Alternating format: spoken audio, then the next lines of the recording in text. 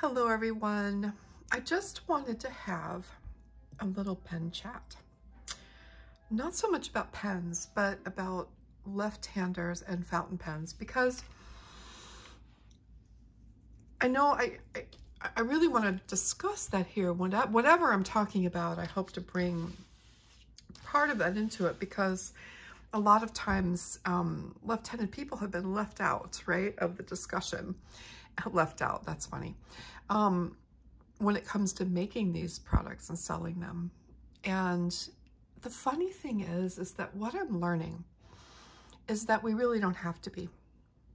We really don't have to be. And I haven't found much of anything that I have not been able to adapt to my needs.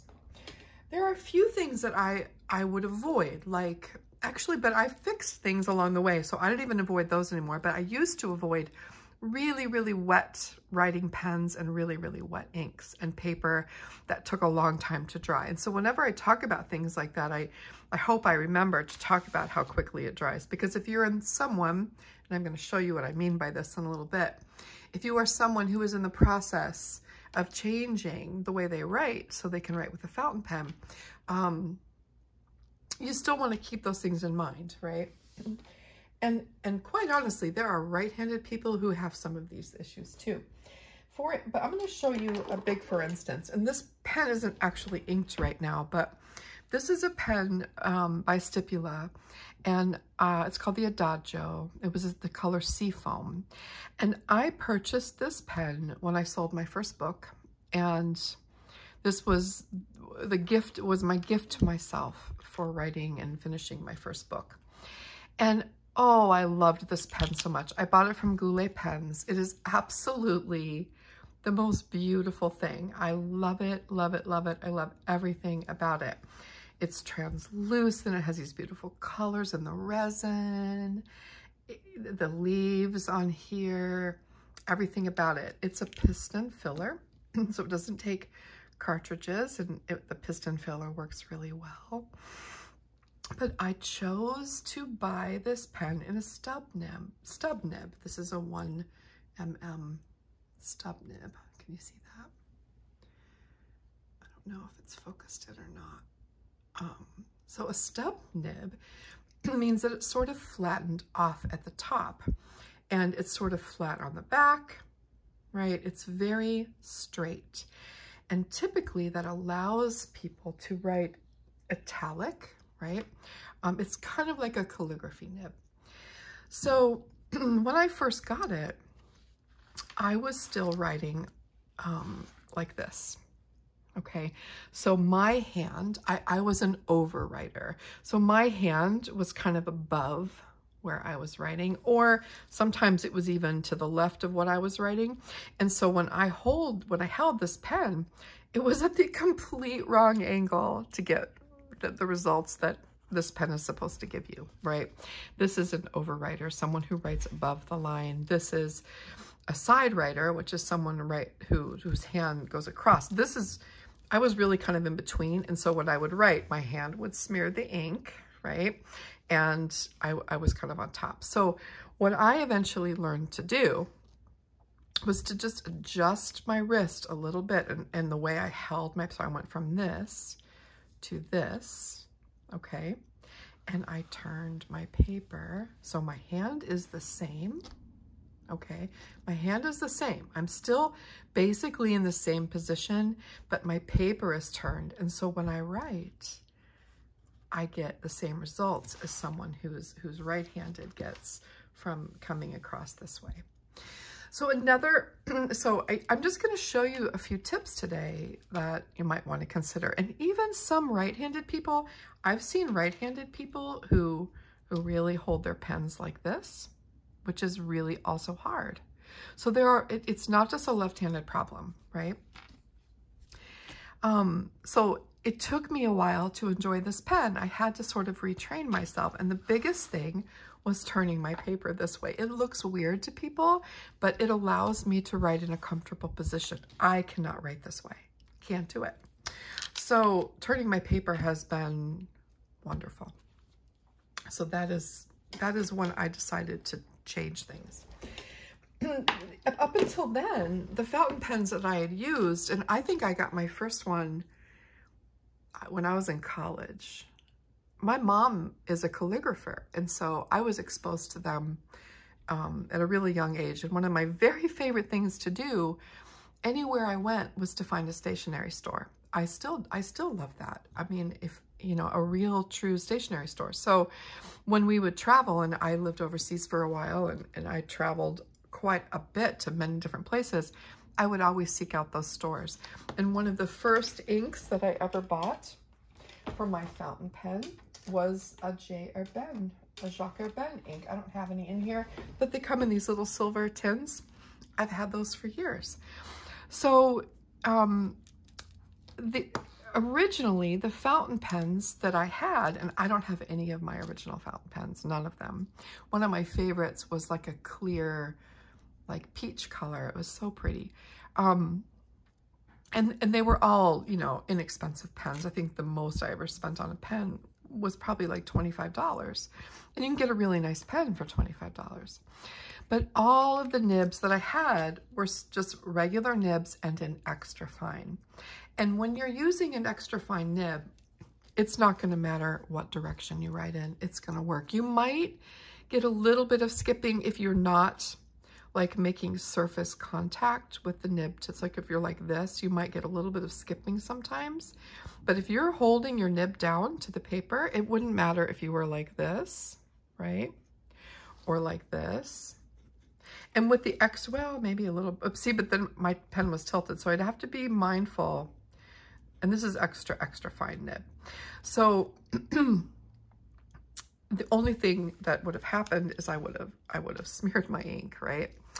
But I was kind of in between. So I wasn't, by the time I finished, I was above, sort of above it. Anyways, with an extra fine nib, you're going to solve a lot of problems right there. Okay. So if you're someone who still is writing like this and you don't want to turn your paper, an extra fine nib is going to help you a lot. If I were to use a medium nib, and this is a really wet medium nib, and I'm coming at it from up here, you know, I might have more trouble eventually, and I'm definitely going to smear that ink. All right. So a medium nib is just too wet, right? And there's a little bit more surface area on the tip of the nib. Same with a broad nib like this one. Or this is a double broad. So there's more surface area on the tip of the nib, right? And that has to be in contact with the paper. So if it's a little bit off, it's going to get scratchy and weird. If it's flat to the paper, it's going to work. So we always want to make contact with the entire nib, and an extra fine nib is going to make that the easiest for you. So let me just show you again the difference between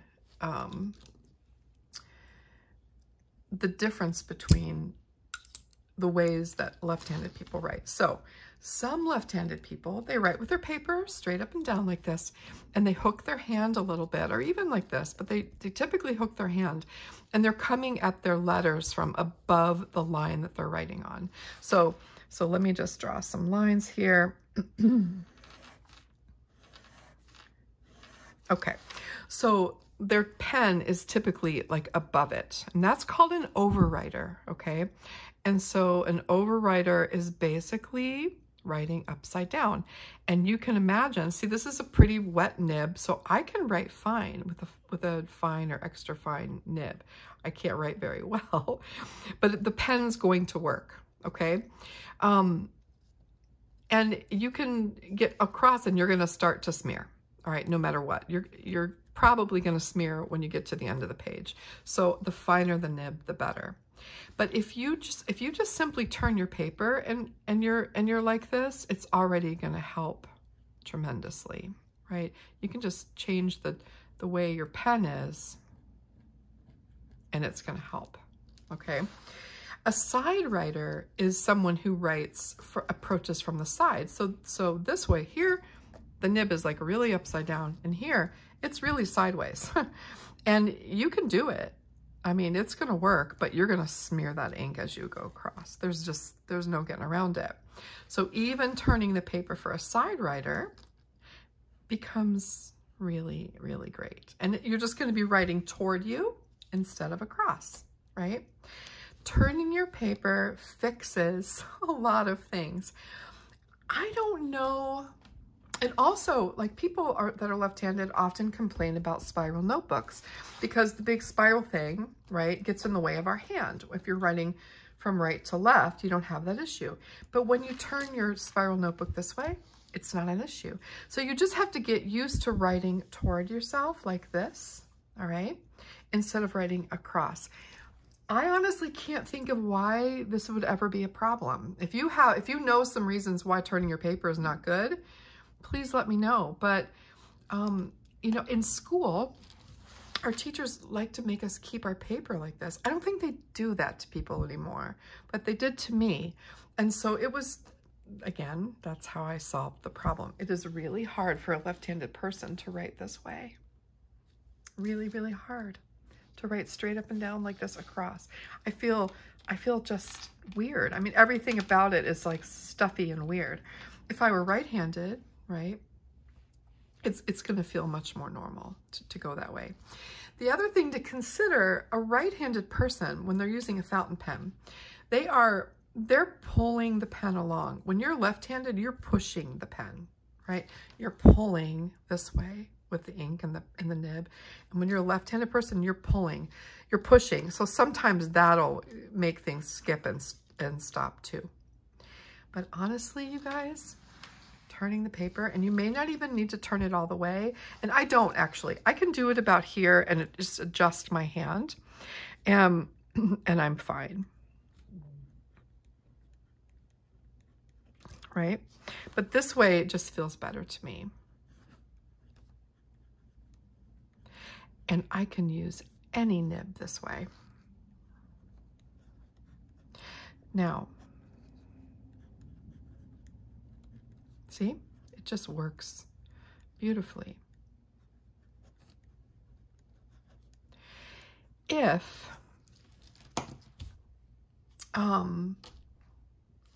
so if you, I'm trying to think, if you're using like a flex nib pen, and I don't have anything inked right now, you know how a lot of people do the brush pen calligraphy where they use the brush pens like this, and they do it where the upstroke is light and the downstroke is heavy.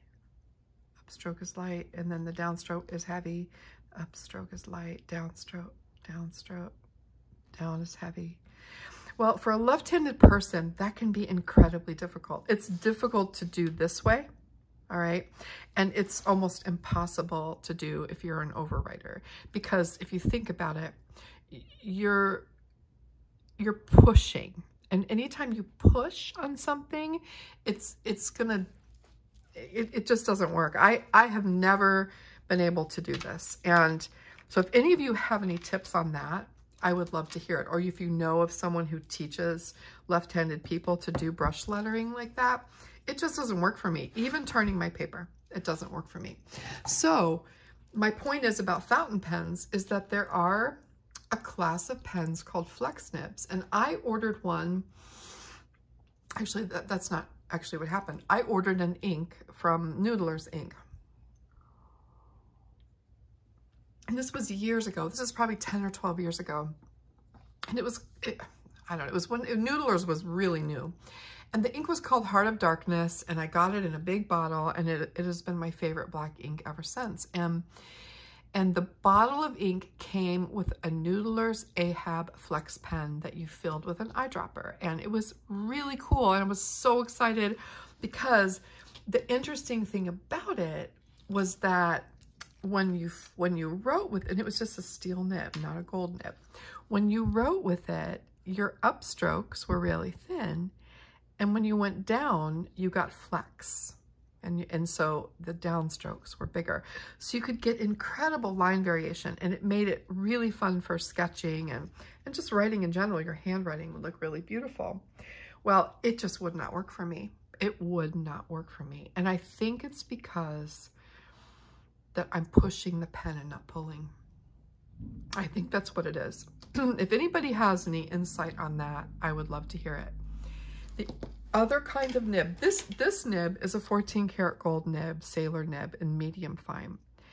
It even just, you can see I can get very subtle but really lovely line variation with it, right? So my downstroke is thicker, my upstroke is thinner. So I can get that kind of difference, but with a flex nib and really getting those thicks and thins in the calligraphy, it's a different experience. They have left-handed calligraphy nibs, and those do help, and I have been successful with those at times. This is called a Fude nib, F-U-D-E, and it's a bent nib, okay? This is not inked, but I also have a very hard time with this. Very, very hard time. So the thing about the Fude nib is that when you use it straight up and down, you can get a really fine line, and the further down you tilt it, the angle, the thicker, okay? The thicker the line. It gets really thick, like this thick. So it's great for sketching and things, but it took me quite a bit of time and practice to get the feel for it with my left hand. It is possible, right? But it's not as automatic as it is for a right-handed person.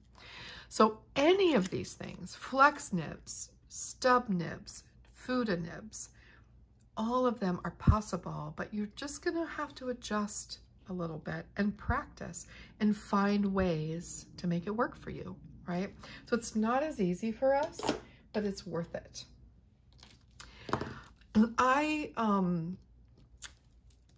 Again, the biggest change for me was turning my paper. And like when I'm writing my notes in the morning or writing in my journal,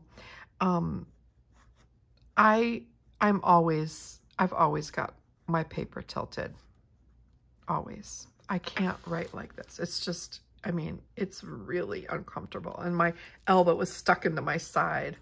You know, it's just, and I'm still pushing, right? It's just so uncomfortable for me to write like that. My handwriting would be all over the place. So turn your paper a little bit, guys. I'm sure many of you already know that, but I still see people like this. And that's fine when you're using a pencil or a ballpoint pen or something like that. But when you want to get into fountain pens and enjoy all the beauty that fountain pens can bring to your life, you got to make some adjustments. Okay? So those are just my thoughts. I am not an expert on this. I'm just an enthusiast, and I'm left-handed, and I've found things that work for me. So if you have better information or different thoughts, I would love to hear them because I'm constantly learning about it. Yeah, that's it. So I've got some new pens to share with you soon, and I'm excited to do that. But it's I'm not gonna do it today, but very soon. I just really wanted to address this and talk about this simple thing. And you might already know this, right? And even as a right-handed person, turn your paper. Sometimes it makes all the difference in the neatness of your handwriting. Doing this is a little bit tricky for a lot of people. So turn your paper a little bit, even for my righties. Okay? All right, everybody. Thank you so much, and I will see you again very soon. Take care.